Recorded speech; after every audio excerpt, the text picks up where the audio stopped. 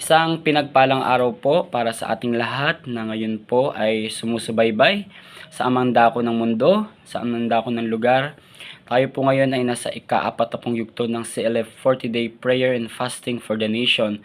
Sige po, bago tayo mag-start, magpapakilala po muna ako. Ako po pala si Brother Roland ng CLF Nabotas na ngayon po ay naatasan ng ating Panginoon na mag-share ng devotion sa gabing ito.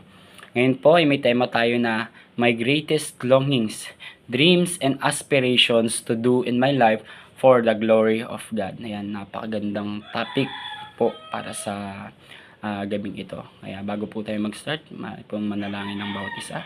Panalangin po natin ating bansa, panalangin po natin ang ating kapwa, at panalangin po natin ang kalagayan ng ating bansa ngayon.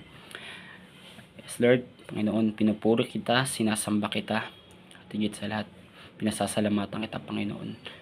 Maraming salamat, Panginoon, sa panibagong oportunidad na ibinigay mo sa iyong lingkod na muli ay makapag-share ng aking devotion at magkaroon ng inspiration sa aking kapwa mga Kristiyano sa mampanig ng mundo, sa mandakong lugar dito sa Pilipinas. Awa, Panginoon, ang aking share, Panginoon, na makakatulong para sa isang Kristiyano na tunay nga, Panginoon, ay kay mabuti, kay tapat sa bawat isa. Salamat, Panginoon, dahil binigyan niyo kami ngayon, simula pa lamang sa umaga, binigyan niyo kami ng magandang klima, Father God. Walang bagyo, Lord, at malakas ang bawat isa na ngayon ay makakapakinig.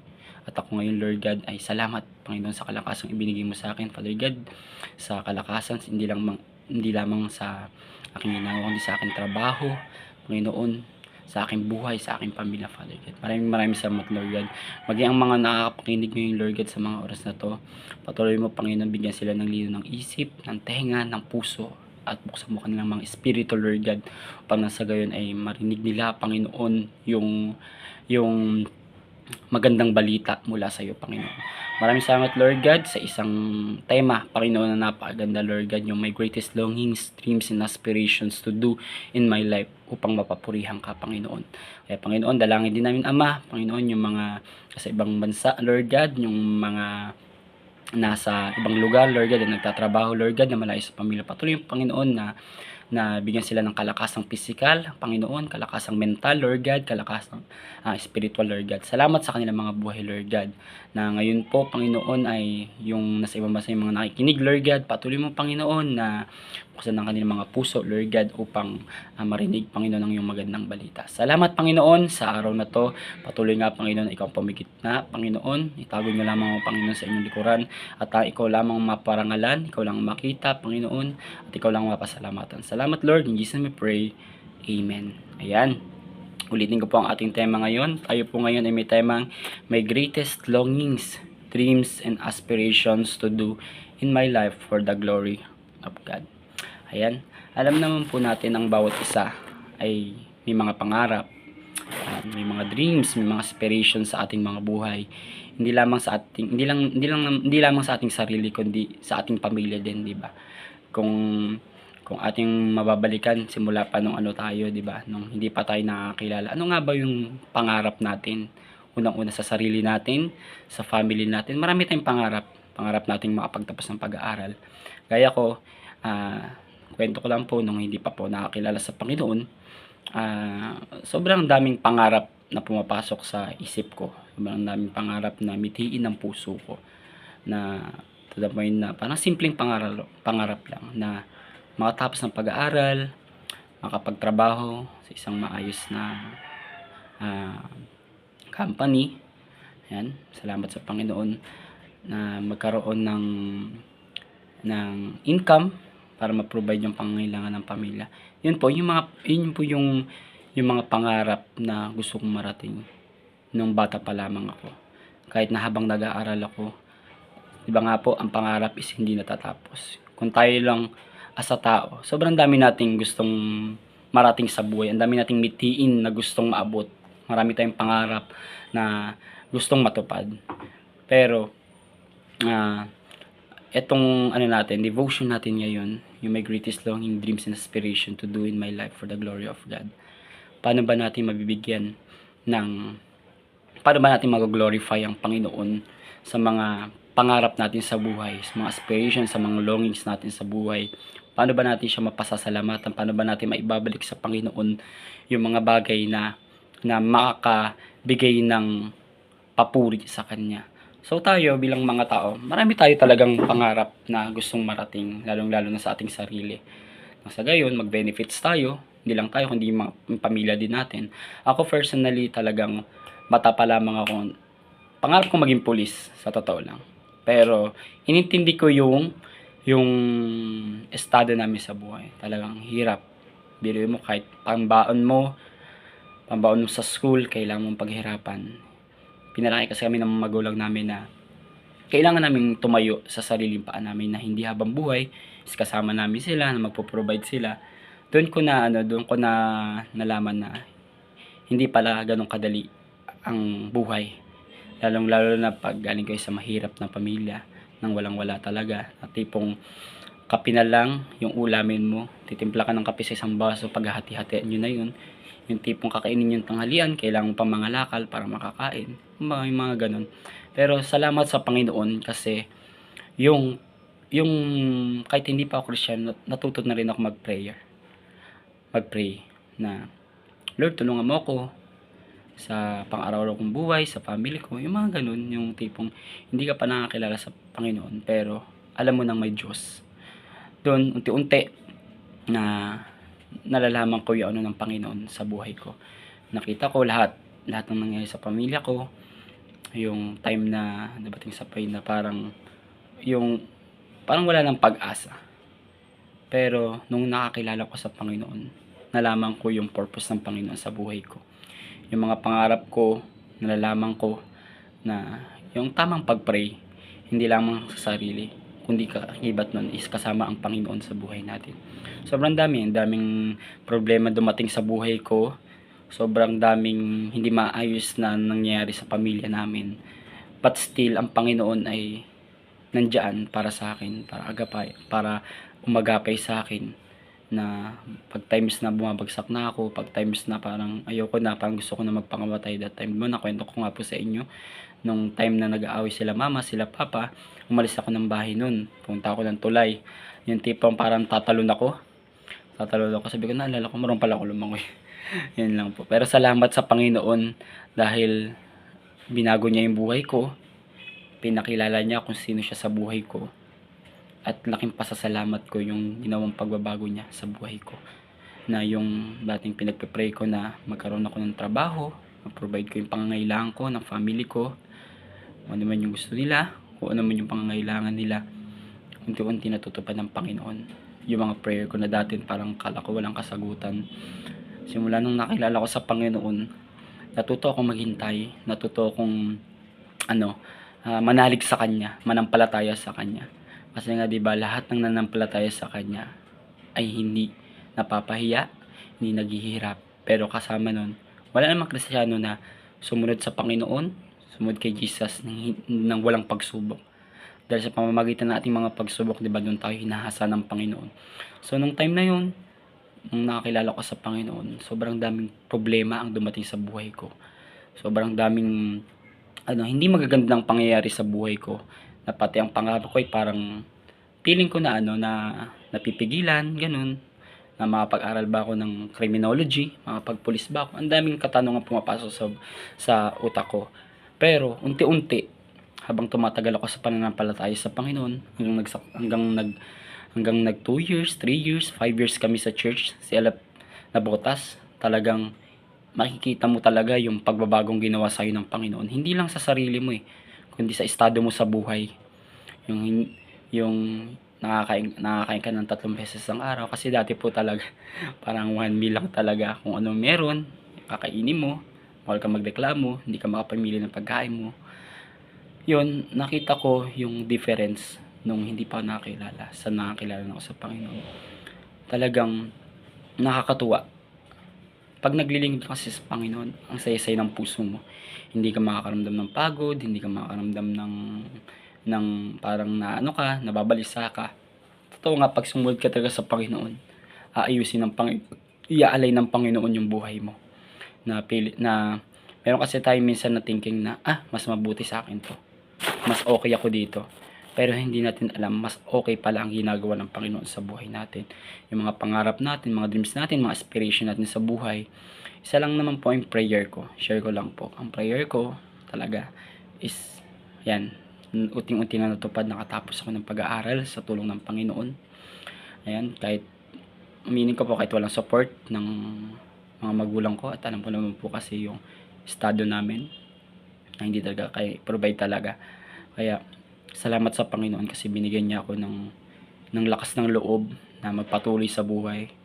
Nga po, kung hindi ako nagpatuloy, sinasabi ko nga po sa aming pastor, sa aking mga kapwa leaders sa church, siguro kung hindi ako nakakilala sa Panginoon, may ano na ako, may 5 anak. Yan. So, nakakatawa lang isipin na siguro kung hindi ako nakakilala sa Panginoon, siguro nag-addict na rin ako. Hindi ko na alam yung direksyon ko sa buhay, pero maraming salamat sa Panginoon. Kahit nung hindi pa ako nakakilala sa Kanya, pinalinaw niya na sa akin yung buhay, pinakita niya na sa akin kung gaano kahirap.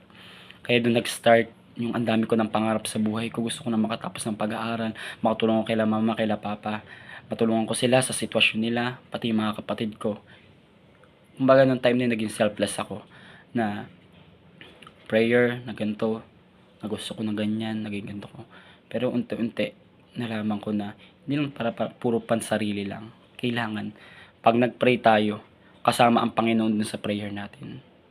Na lagi tayong manghingi ng lakas. Lord, tulungan mo ako, Panginoon, sa buhay ko, sa mga problema. Alam ko, Lord, nakasama kita. Yun ang pinanghahawaan ko kasi sabi ng Panginoon, hindi niya ako iwanan, hindi niya ako kakaligtaan kahit isang kudlit, basta't manampalataya ka lamang.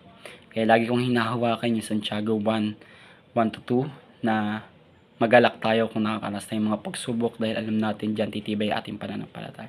Kasi sa pamamagitan ng ating pananampalataya, yung mga dreams natin, yung mga aspiration natin, panghahawakan natin yan. Then alam natin, isinabmit natin sa Panginoon. Kaya siguro noon, kung di ako nakakilala sa Panginoon, wala po ako sa inyong harapan, wala ako sa side ng Lord, siguro nasa mundo ako. Yan, kung ano ginagawa, baka may nagbebenta na ako, ganun. Huwag naman po sana. Pero maraming salamat sa Panginoon sa pagbabagong ginawa niya sa buhay ko, na minimake sure ko na sa lahat ng gagawin ko ang Panginoon ay mapapapurihan. Hindi lamang sa loob ng simbahan, kundi pagdating sa labas ay magiging magiging ilaw at asin tayo. Kaya sa Panginoon ako nagpapasalamat at pinagkakatiwala ko ang lahat na marami tayong prayer, marami tayong pangarap, marami tayong aspiration, mitiin sa buhay na gustong marating. Pero lagi natin tandaan na sa bawat pangarap na ating pinagpipray, na ating pinaplano, na ating pinagpupukusan, lagi nating assure na ang Panginoon ay laging nandoon. Laging nakapasok ang Panginoon doon. Kasi once na nagpray tayo, matagal sumagot ang Panginoon. Pero minimake sure ng Panginoon na yung prayer natin ay magbe-benefits, hindi lang tayo, kundi yung family natin, community natin. Nang sa gayon, pag ibinigay niya yun, is better kaysa sa pinagpipray mo. Kasi kung tayo, ginagawa natin ng best para sa Panginoon, ang Panginoon, ginagawa niya yung best para sa atin. Lagi po natin tandaan. At huwag tayo mawala ng pag-asa kung sa mga pangarap natin may hindi pa natutupad. Tuloy lang tayo. Gawin mo lang yun para sa Panginoon. Hintayin mo lang yun para sa Panginoon. Ako may pinagpipray pa akong isang bagay na na alam ko is ibibigay ng Panginoon sa pagdating ng panahon, sa tamang oras, na alam ko ay magbe-benefits hindi lamang ako pati yung family ko. Kaya maraming salamat sa Panginoon sa wisdom na ibinibigay niya sa akin sa pang-araw-araw, sa kasiyang ibinibigay niya sa akin, sa kalakasang ibinibigay niya sa akin. Kaya lagi kong pinapatotoo na sobrang nagpapasalamat ako sa Panginoon. Utang ko ang buhay ko sa Panginoon. Dahil ang Panginoon ang magbigay, ang may lalang ng lahat, ang nagpaplano ng lahat. Amen po ba? Ang Panginoon ay mabuti sa ating mga buhay, na kahit na may mga personal tayong mga problema, di ba? Wala namang pong tao na walang problema. Gawin natin to, lagpasan natin. Kasi kasama natin ang Panginoon.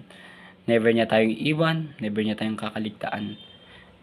Kung Kung yung mga hindi nakakilala is iniisip nila na pinaparusahan sila ng Lord, pinapahirapan sila ng Panginoon, di ba po ba?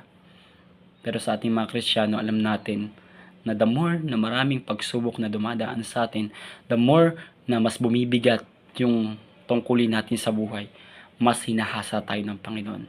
Kasi para tayong isang bakal na dinarang sa apoy, pagkatapos ay papandayin, pupukpukin. Doon pala natin malalaman sa bawat pukpok, sa bawat hampas ng Panginoon sa buhay natin. Doon tayo mas tumitibay, doon tayo mas tumatalas. Nang sa gayon, kung ano man yung problemang dumating sa buhay natin, madali lang natin malalagpasan. Kasi nga, binild tayo ng Panginoon, binuo niya tayo na naayon sa kanyang kalooban.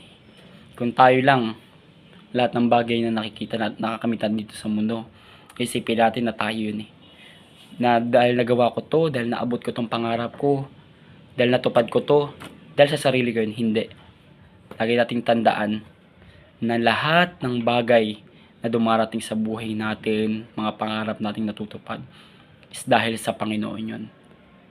Ako, patuloy kong pinagdarasal ang aking family na ngayon ay humaharap sa isang malaking problema. Although, nagtitiwala ako sa Panginoon na aayusin niya yun. Yun lang naman yung pangarap ko sa ngayon, na maging maayos sila, hindi lang physically, mentally, at gusto ko rin sila makasama sa pananambahan sa Panginoon. Maisama ko sila sa church, yung kapatid ko, yung iba kong kapatid, sila Juliana, sila Joanna, sila Jolan, sila Papa, sila Mama. Patuloy kong itinataas sa Panginoon yan, na alam ko at naniniwala ako na hindi manloloko ang Diyos ko, na hindi ako bibiguin ng Diyos ko, dahil ang Panginoon ko ay tapat, ang Panginoon ko ay mabuti sa mga nagtitiwala at nananampalataya sa Kanya. Amen. Talagang ang Panginoon, kung isasama natin siya sa ating mga pangarap, sa ating mga prayer, sa ating mga mithiin, magaganap ang dapat maganap. Dahil ang Panginoon natin ay hindi natutulog, hindi nakatingin sa bawat oras, bawat segundo, minuto ng ating mga buhay. Kaya lagi natin siyang pasasalamatan, lagi natin siyang papupurihan, na dapat ang lahat ng gagawin natin ay mabibigyan siya ng glory. Mapapasalamatan natin siya, na mapapapurihan natin siya. Kaya salamat sa Panginoon sa buhay na ibinigay niya sa akin, sa mga pangarap na tinupad niya, sa mga aspiration na ngayon ay patuloy na nangyayari, sa mga pangarap na darating pa, at ipinagkakatiwala ko sa Panginoon niyo. Diba? Sabi nga, Bible, huwag niyong isipin ang bukas. Hayaan mo ang bukas ang mag-isip sa Kanya. Kaya lagi tayong magtiwala, kumapit sa Panginoon. Sa dami-daming dumarating sa buhay natin, lalo na ako personally, ang daming dumarating sa buhay, pero ngiti lang tayo. Nakikita nila, hindi nila nalalaman na may problema ka pala. Totoo nga yun, pag nasa Panginoon ka, makikita nila na masaya sa piling ng Panginoon, masaya sa paglilingkod ng Panginoon, kahit na kinukutya ka ng ibang tao, na kinu-question yung mga ginagawa mo para sa Panginoon.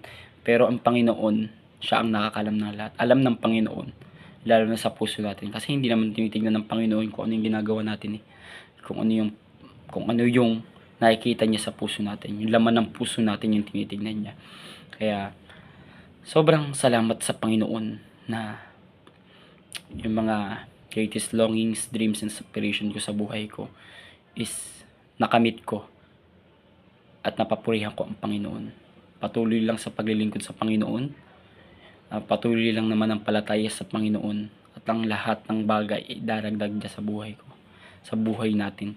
Kaya kung ikaw man, kapatid, saan ka man panig ng mundo, panig ng Pilipinas, magtiwala ka lang sa Panginoon, dahil ang Panginoon hindi ka iiwanan. Kung tayo ang nakakapit sa Panginoon, matagal tayong bumitaw, pero pag ang Panginoon ang kumapit sa atin, never niya tayong bibitaw. Kahit sa pinaka-worst ng natin, na kahit patong-patong na yung pagkakasalang ginagawa sa atin, ginagawa natin sa harap ng Panginoon, andiyan pa rin siya para handang magpatawad. Handa siyang magbigay ng kapatawaran para sa atin. Dahil yung pagmamahal ng Panginoon natin ay wala sa pagmamahal ay binibigay natin sa Kanya. Magtiwala lang tayo, kung tayo ay malayo sa family natin, kung tayo ay napapagod na sa trabaho, kung tayo ay sa pag-aaral natin, may problema tayo sa trabaho natin, lagi nating isik sa Panginoon at ipaubaya na huwag nating isipin yung problema, hayaan mo ang problema mag-isip sa Kanya. Lagi tayong magtiwala sa Panginoon, magpasalamat, higit sa lahat. Kaya sa mga kapatiran ko na ngayon ay sumusubaybay sa ating 40-day prayer and fasting for the nation, patuloy tayong mag-seek sa Panginoon lalo sa mga oras nito. Marami tayong kailangang ipag-pray ang ating bansa sa darating na election sa May 2025, nawa ay mailagak ng Panginoon ang karapat-dapat na mamuno para sa ating sa syudad, sa bansa natin unang-una. Kaya maraming salamat sa Panginoon. Patuloy nga na iniinyahan ko ang bawat isa na patuloy na sumabaybay sa ating daily devotion, dahil isa to sa napakahalagang gawain ng Panginoon, nang sa gayon ay magkaroon tayong kalakasang spiritual, nang sa gayon ay maging aware tayo sa nangyayari sa paligid natin at patuloy na magpanalangin. Kaya maraming salamat sa Panginoon sa greatest longing, dreams, aspiration na nanok sa buhay, na alam ko ay napapupurihan siya at nabibigyan siya ng parangal. Salamat sa Panginoon sa araw na to, na isang malakas, isang pinagpalang araw para sa inyong lahat. Kaya sige po, maaari po ba tayong manalangin? Panginoon, maraming salamat Panginoon sa na-share, Panginoon, na kabutihan mo, Lord God, yung greatest longings, dreams, and aspiration na ginawa mo sa buhay ko, na alam ko, Lord God, ay napapapurihan ka, Panginoon. Patawarin mo ako, Panginoon, kung may mga hindi man ayos, Panginoon, ang nagagawa, Lord God, sa banal mong harapan. Ngunit, Panginoon, lumalapit ako sa inyo, Lord God, pakipanalangin ng lahat ng ito, Panginoon. Salamat, Lord, nawa ang bawat isa nakapakinig ay nagkaroon, Panginoon, ng linaw ng isip, Panginoon, ng kanilang mga puso, o God, ng kanilang spiritual, ng gano'ng kabuti, Father God, na sa lahat ng oras, sa lahat ng pangarap, sa lahat ng aspiration, Panginoon, ng aming buhay, ay lagi ka namin kasama at lagi ka namin kaagapay, Panginoon. Never naming naramdaman, Panginoon, na iniwanan mo kami, Lord. Never naming naramdaman na kiniligtaan mo kami, Panginoon. Kami lang nakakalimot sa iyo, Lord God.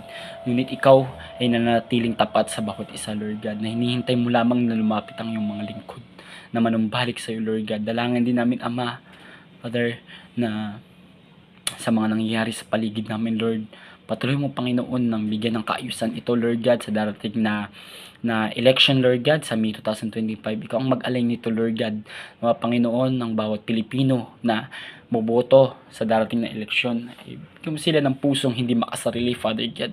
Bigyan mo sila inyong isip, Panginoon, na matuto, Lord God, sa nakalipas na mga namuno na hindi ayos, Lord God.